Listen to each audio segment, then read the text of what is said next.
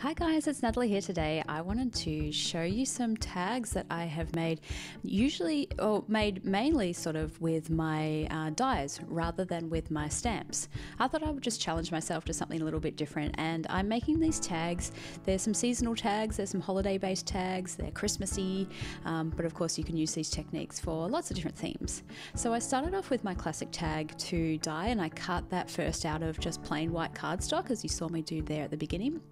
And now I've used a piece of pattern paper with that lovely sort of mint pattern on it, and I've run that through my die cutting machine with the Falling Circles cover plate die. I popped out all those circles, which was really fun.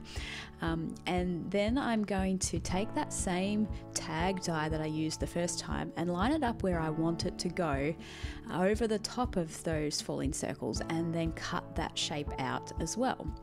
And now I've got the two pieces of the tag, which of course are their exact same shape, and they're going to layer together perfectly well. The blank white background, and then the mint pattern with all of the holes punched in the top of it. And that's just going to give some lovely layers. It's going to give a little bit of dimension and a bit of sort of texture, and it's going to create still overall sort of the background for this tag. And now I'm using the Stitched Slopes die to cut out some white, sort of snowy hills, if you like.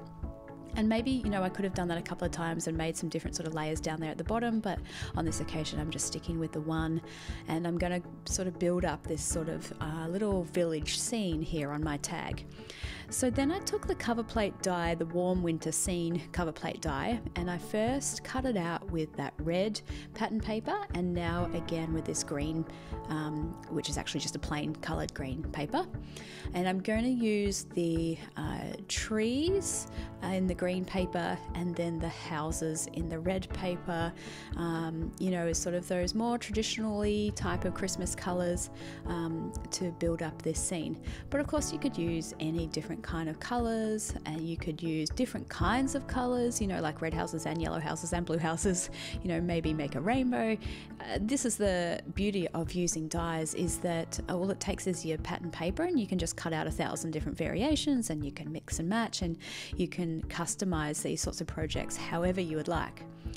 So now comes the fun bit where I'm all, you know, the assembly is happening. So I've stuck down my snowy winter slopes down the bottom, and now I'm just figuring out which of these houses I'm going to use for my sort of little village scene here. So I want a mixture of the different kinds, the different types of houses, the different shapes and the different sizes. You know, some are small and some are tall.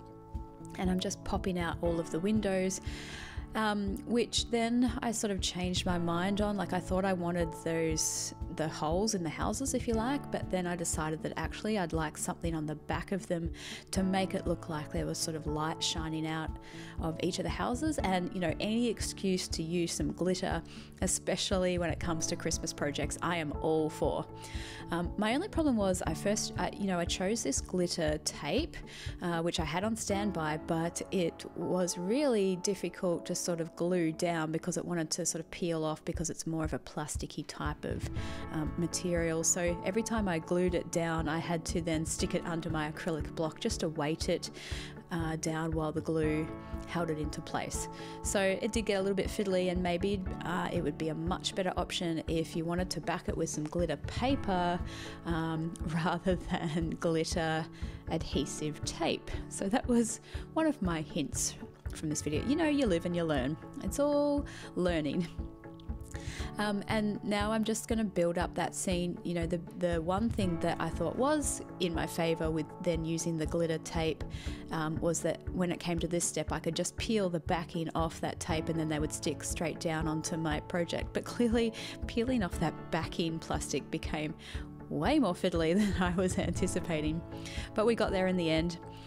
You can see that when I stuck down that snowy slope there at the bottom of my tag, I actually only used the adhesive right on the very bottom edge of it, and that way it left the top edge there free, so that I could then, you know, tuck these houses in just behind it, so that they were, you know, sort of properly layered. And the same with these trees. You know, maybe I could have put them on top to create more layers, but anyway, I tucked them behind the snow, and that probably makes more sense anyway. And again, they didn't necessarily want to stick down in place, so the acrylic block came to the rescue again.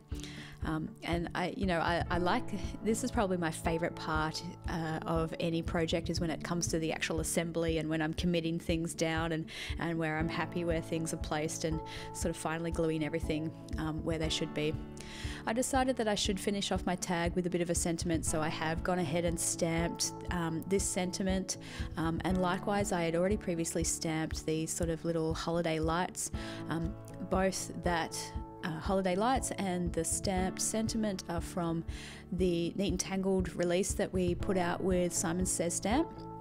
That stamp set actually sold out really, really quickly. You've always got to get on top of those things really quickly. But, if you didn't manage to get a hold of that stamp set, you would probably have similar types of things, or of course, customize your tag however you would like it with whichever sentiment.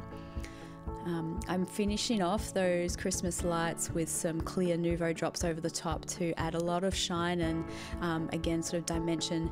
All of my projects, I'm always looking for ways of adding texture and dimension.